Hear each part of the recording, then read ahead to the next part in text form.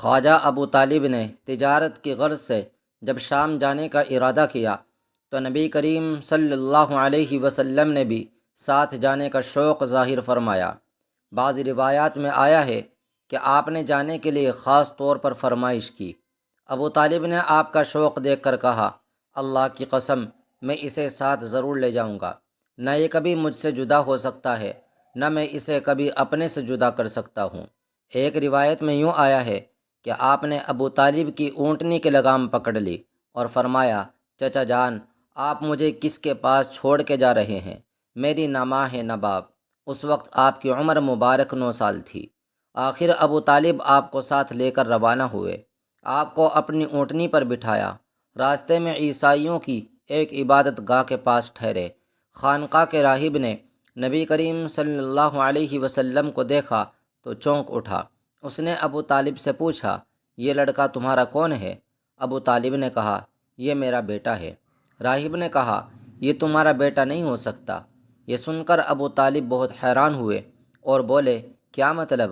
بھلا یہ میرا بیٹا کیوں نہیں ہو سکتا؟ اس نے کہا، یہ ممکن ہی نہیں کہ اس کا باپ زندہ ہو، یہ نبی ہے۔ مطلب یہ تھا کہ ان میں جو نشانیاں ہیں وہ دنیا کے آخری نبی کی ہے، اور ان کی ایک علامت یہ ہے کہ وہ یتیم ہوں گے۔ ان کے باپ کا انتقال اسی زمانے میں ہو جائے گا جب کہ وہ ابھی پیدا ہونے والے ہوں گے۔ اس لڑکے میں آنے والے نبی کی تمام علامات موجود ہیں۔ ان کی ایک نشانی یہ ہے کہ بچپن میں ان کی والدہ کا بھی انتقال ہو جائے گا۔ اب ابو طالب نے اس راہب سے پوچھا، نبی کیا ہوتا ہے؟ راہب نے کہا، نبی وہ ہوتا ہے جس کے پاس آسمان سے خبریں آتی ہیں اور پھر وہ زمین والوں کو ان کی اطلاع دیتا ہے۔ تم یہودیوں سے اس لڑکے کی حفاظت کرنا۔ اس کے بعد ابو طالب وہاں سے آگے روانہ ہوئے۔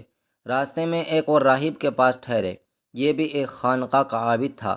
اس کی نظر بھی نبی کریم صلی اللہ علیہ وسلم پر پڑی تو یہی پوچھا کہ یہ لڑکا تمہارا کیا لگتا ہے؟ ابو طالب نے اس سے بھی یہی کہا، یہ میرا بیٹا ہے۔ راہب یہ سن کر بولا، یہ تمہارا بیٹا نہیں ہو سکتا، اس کا باپ زندہ ہو ہی نہیں سکتا۔ ابو طالب نے پوچھا، وہ کیوں؟ راہب نے جواب میں کہا، اس لیے کہ اس کا چہرہ نبی کا چہرہ ہے، اس کی آنکھیں ایک نبی کی آنکھیں ہیں، یعنی اس نبی جیسی جو آخری امت کے لیے بھیجے جانے والے ہیں۔ ان کی علامات پرانی آسمانی کتابوں میں موجود ہے۔ اس کے بعد یہ قافلہ روانہ ہو کر بصرہ پہنچا۔ یہاں بحیرہ نام کا ایک راہب اپنی خانقاہ میں رہتا تھا۔ اس کا اصل نام جرجیس تھا، بحیرہ اس کا لقب تھا۔ وہ بہت زبردست عالم تھا۔ حضرت عیسیٰ علیہ السلام کے زمانے سے اس خانقاہ کا راہب نسل در نسل یہ عالم فاضل خاندان ہی چلا آ رہا تھا۔ اس طرح اس زمانے میں ان کا سب سے بڑا عالم بحیرہ تھا۔ قریش کے لوگ اکثر بحیرہ کے پاس سے گزرا کرتے تھے، مگر اس نے کبھی ان سے کوئی بات نہیں کی تھی۔ مگر اس بار اس نے قافلے میں آپ کو دیکھ لیا تو پورے قافلے کے لیے کھانا تیار کروایا۔ بحیرہ نے یہ منظر بھی دیکھا کہ نبی کریم صلی اللہ علیہ وسلم پر ایک بدلی سایہ کیے ہوئے تھی۔ جب یہ قافلہ ایک درخت کے نیچے آ کر ٹھہرا تو اس نے بدلی کی طرف دیکھا، وہ اب بھی اس درخت پر سایہ ڈال رہی تھی، اور اس درخت کی شاخیں اس طرف جھک گئی تھی جدھر نبی کریم صلی اللہ علیہ وسلم موجود تھے۔ اس نے دیکھا کہ بہت سی شاخوں نے آپ کے اوپر جمگھٹا سا کر لیا تھا۔ اصل میں ہوا یہ تھا کہ نبی کریم صلی اللہ علیہ وسلم اس درخت کے پاس پہنچے تو قافلے کے لوگ پہلے ہی سایہ دار جگہ پر قبضہ کر چکے تھے۔ اب آپ کے لیے کوئی سایہ دار جگہ نہیں بچی تھی۔ چنانچہ آپ جب دھوپ میں بیٹھے تو شاخوں نے اپنا رخ تبدیل کر لیا اور آپ کے اوپر جمع ہو گئی۔ اس طرح آپ مکمل طور پر سائے میں ہو گئے۔ بحیرہ نے یہ منظر صاف دیکھا تھا۔ آپ کی نشانی دیکھ کر اس نے قافلے والوں کو پیغام بھجوایا کہ اے قریشیو، میں نے آپ لوگوں کے لیے کھانا تیار کروایا ہے۔ میری خواہش ہے کہ آپ تمام لوگ کھانا کھانے آئیں، یعنی بچے، بوڑھے اور غلام سب آئیں۔ بحیرہ کا یہ پیغام سن کر قافلے میں سے ایک نے کہا، اے بحیرہ، آج تو آپ نیا کام کر رہے ہیں، ہم تو اکثر اس راستے سے گزرتے ہیں، آپ نے کبھی دعوت کا انتظام نہیں کیا، پھر آج کیا بات ہے؟ بحیرہ نے انہیں صرف اتنا جواب دیا کہ تم نے ٹھیک کہا، لیکن بس آپ لوگ مہمان ہیں اور مہمان کا اکرام کرنا بہت اچھی بات ہے۔ اس طرح تمام لوگ بحیرہ کے پاس پہنچ گئے، لیکن اللہ کے رسول صلی اللہ علیہ وسلم ان کے ساتھ نہیں تھے۔ انہیں پڑاؤ ہی کی جگہ چھوڑ دیا گیا تھا۔ آپ کو قافلے کے ساتھ اس لیے نہیں لے جایا گیا تھا کہ آپ کم عمر تھے، آپ وہیں درخت کے نیچے بیٹھ گئے۔ ادھر بحیرہ نے لوگوں کو دیکھا تو ان میں سے کسی میں وہ صفت نظر نہ آئی جو آخری نبی کے بارے میں اسے معلوم تھی، نہ ان میں سے کسی پر وہ بدلی نظر آئی، بلکہ اس نے عجیب بات دیکھی کہ وہ بدلی وہیں پڑاؤ کی جگہ پر ہی رہ گئی تھی۔ اس کا صاف مطلب یہ تھا کہ بدلی وہی ہے جہاں اللہ کے رسول ہیں۔ تب اس نے کہا، اے قریش کے لوگوں، میری دعوت سے آپ میں سے کوئی بھی پیچھے نہیں رہنا چاہیے۔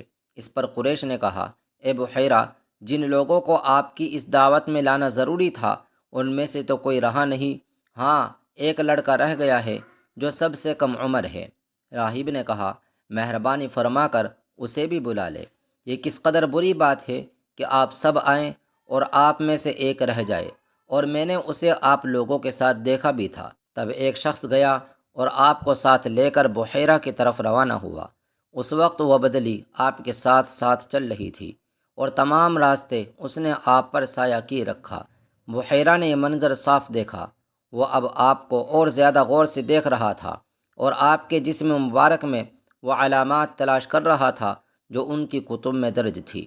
جب لوگ کھانا کھا چکے اور ادھر ادھر ہو گئے تب بحیرہ آپ کے پاس آیا اور بولا، میں لات اور عزیٰ کے نام پر آپ سے چند باتیں پوچھنا چاہتا ہوں، جو میں پوچھوں آپ مجھے بتائیں۔ اس کی بات سن کر آپ نے فرمایا، لات اور عزیٰ یعنی بتوں کے نام پر مجھ سے کچھ نہ پوچھو، اللہ کی قسم مجھے سب سے زیادہ نفرت انہی سے ہے۔ اب بحیرہ بولا، اچھا تو پھر اللہ کے نام پر بتائے جو میں پوچھنا چاہتا ہوں۔ تو آپ نے فرمایا، پوچھو کیا پوچھنا ہے۔ اس نے بہت سے سوالات کیے، آپ کے عادات کے بارے میں پوچھا۔ اس کے بعد اس نے آپ کی کمر سے کپڑا ہٹا کر مہر نبوت کو دیکھا، وہ بالکل ویسی ہی تھی جیسا کہ اس نے اپنی کتابوں میں پڑھا تھا۔ اس نے فوراً مہر نبوت کی جگہ کو بوسہ دیا۔ قریش کے لوگ یہ سب کچھ دیکھ رہے تھے اور حیران ہو رہے تھے۔ آخر لوگ کہے بغیر نہ رہ سکے کہ یہ راہب محمد میں بہت دلچسپی لے رہا ہے، شاید اس کے نزدیک ان کا مرتبہ بہت بلند ہے۔ ادھر نبی کریم صلی اللہ علیہ وسلم سے بات چیت کرنے کے بعد بحیرہ ابو طالب کی طرف آیا اور بولا، یہ لڑکا تمہارا کیا لگتا ہے؟ ابو طالب نے کہا، یہ میرا بیٹا ہے۔ اس پر بحیرہ نے کہا، نہیں، یہ تمہارا بیٹا نہیں ہو سکتا، یہ نہیں ہو سکتا کہ اس کا باپ زندہ ہو۔ ابو طالب کو یہ سن کر حیرت ہوئی، پھر انہوں نے کہا، دراصل یہ میرے بھائی کا بیٹا ہے۔ بحیرہ نے کہا، ان کا باپ کہاں ہے؟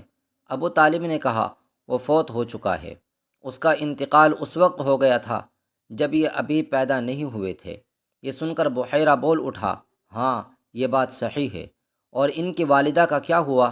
ابو طالب نے کہا، ان کا ابھی تھوڑے عرصے پہلے ہی انتقال ہوا ہے۔ یہ سنتے ہی بحیرہ نے کہا، بالکل ٹھیک کہا، اب تم یوں کرو کہ اپنے بھتیجے کو واپس وطن لے جاؤ اور یہودیوں سے ان کی پوری طرح حفاظت کرو۔ اگر انہوں نے انہیں دیکھ لیا اور ان میں وہ نشانیاں دیکھ لی جو میں نے دیکھی ہیں تو وہ انہیں قتل کرنے کی کوشش کریں گے۔ تمہارا یہ بھتیجا نبی ہے اور اس کی بہت شان ہے۔ ان کی شان کے بارے میں ہم اپنی کتابوں میں بھی لکھا ہوا پاتے ہیں اور ہم نے اپنے باپ داداؤں سے بھی بہت کچھ سن رکھا ہے۔ میں نے یہ نصیحت کر کے اپنا فرض پورا کر دیا ہے اور انہیں واپس لے جانا تمہاری ذمہ داری ہے۔ ابو طالب بحیرہ کی باتیں سن کر خوف زدہ ہو گئے اور آپ کو لے کر مکہ واپس آ گئے۔